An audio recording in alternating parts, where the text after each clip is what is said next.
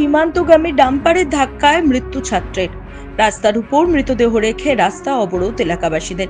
ইতিমধ্যেই ঘাতক ডাম্পারের চালক ও খালাসিকে আটক করেছে পুলিশ।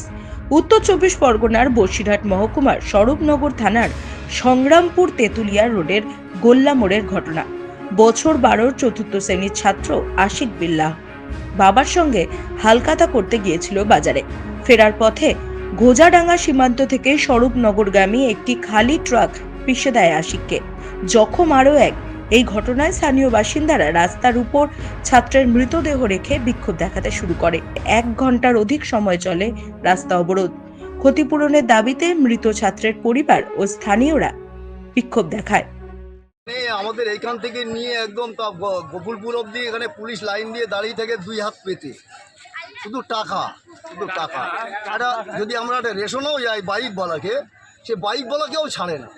তা আমরা বলতে চাইছি স্বরূপনগর থানা তো এরকম আমরা তো দেখিনি জীবনে, আর ওদের জন্য এই গাড়িগুলো দূরপাল্লা ঘটছে।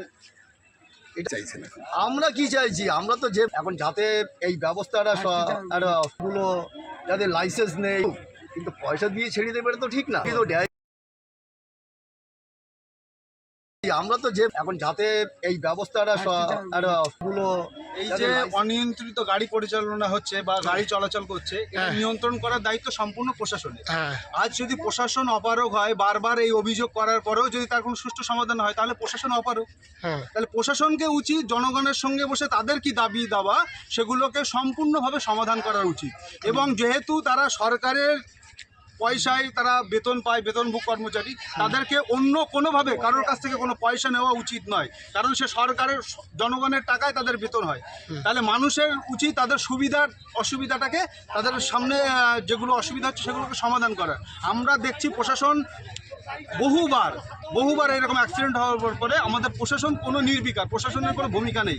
প্রশাসন আজকে যাচ্ছে, কালকে এটা পয়সা বা অর্থের মাধ্যমে সেটেলমেন্ট করে যারা প্রকৃত ক্ষতিগ্রস্ত তার বাড়ির লোকও কোনো অর্থ পায় না, যারা মানে যে মারা গেছে বা তার আত্মীয় স্বজন তারাই দুঃখী থেকে যায়, কিন্তু মাঝখান দিয়ে কোনো সমাধান হয় না।